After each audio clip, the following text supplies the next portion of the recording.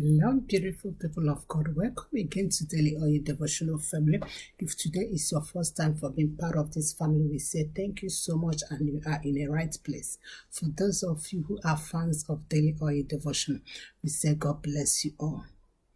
In today's devotion, we will review 4 secrets why you wake up, you don't feel like to pray, and how you can overcome it.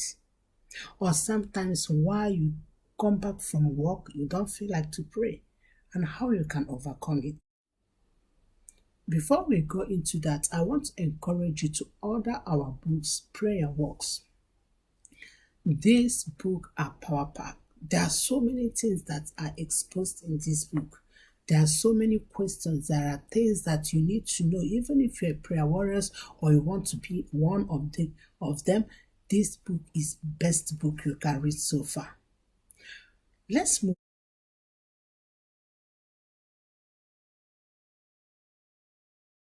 on. Why is it that people wake up, they don't feel like to pray?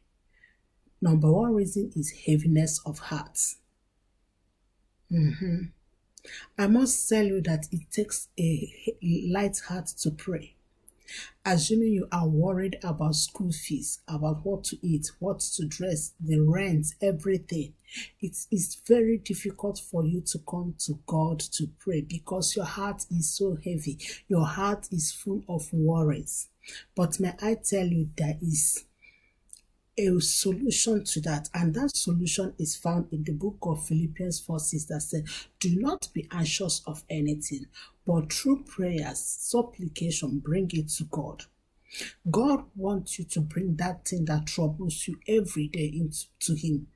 And that thing that gives you heaviness of heart, that thing that gives you sleepless nights, instead of that thing to deprive you from praying, why not to bring it to God, and you will see how God will answer those prayers. Number 2 reason why people wake up, they don't feel like to pray, or they want to sleep, they don't feel like to pray, is physical tiredness. Many times people become workaholic. They work from Monday to Tuesday, Wednesday, Thursday, Friday, Saturday, Sunday, from every seconds, every minute. They don't have time to have rest. They don't have rest. They work bumper to bumper. They work like back to back. They work. There's nothing like rest in their calendar. If you look at the Bible, the creation in the book of Genesis 2, you see that after God have curated all He wants to curate, He rested. If God, the curator, can rest, how much more do you think we need rest? It's because we are overwhelmed with so many things that we are so tired that we cannot pray. That's why some people, when they come back from work, what they just do is just to get themselves on the dining table, eat, take bath, and sleep. Take time to rest. Take time to have a good rest for yourself. You can choose one day, you can choose 3 hours, you can choose just weekend. You can say, oh, on Saturdays from morning to 12 o'clock is just my time. I want to rest. You can just say, okay, every Friday evening is my resting time.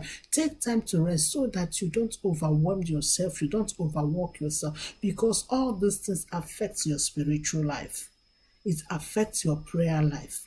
So I want to encourage you to take time to rest so that your spiritual life will not be affected. Number 3 is overeating. I know it may sound funny, but it is true.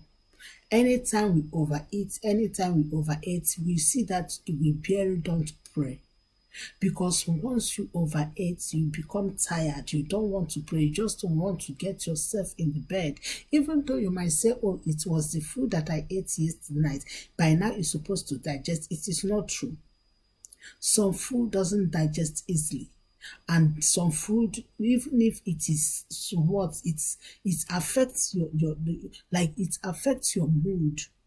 So that's why you have to have self-control in the way you eat. That's why you have to self-control not to eat because there's food before you, or there's food placed on table, because all those things affect your spiritual life. You have to control what goes inside your mouth. Look at what the Bible said in the book of Proverbs 25:28. The Bible said, A man without a self-control is defenseless as a city with a broken down wall. A man without self-control is defenseless as a city with a broken down wall. May I ask you, how is your self-control? Do you have self-control? Do you have self-control over what you eat, or do you just eat whatever that is presenting to you? All these things affect your spiritual life. That's why when you wake up, you don't feel like to communicate with your creator, the potter of heaven and earth. The last but not the least is distractions. So many times we are distracted with so many things. The social medias, we are distracted with so many things, even with our thoughts. And as a result of that, it affects your prayer life. You are distracted with so many things. Some people, when they wake up, the first thing they will grab is their phone to check the comments, to check how many views, to check who replied them to what their friends posted. And before you know it, you just have few minutes to go for work. You are distracted. You are distracted with things around you, that you don't have time to come and sit at the feet of God to hear what God has for you. The same thing is what happened in the Bible in the book of Luke 10:38 to 42. I'm not going to read it. Luke 10:38 to 42. You see that when Jesus came to the house of Mary and Martha, when Jesus came to the house of Mary and Martha, Martha was distracted, running around on what to give to Jesus, but Mary took a position to sit at the feet, to listen, to hear what Jesus has for them. I don't want you to be distracted. I don't want you to allow the things of this world, the social media, the things to distract you. Always have time to go to the feet of God, to listen to Him, to hear from Him, to know what He has for you in this season of the year. Because the truth is that every season God has something for His children.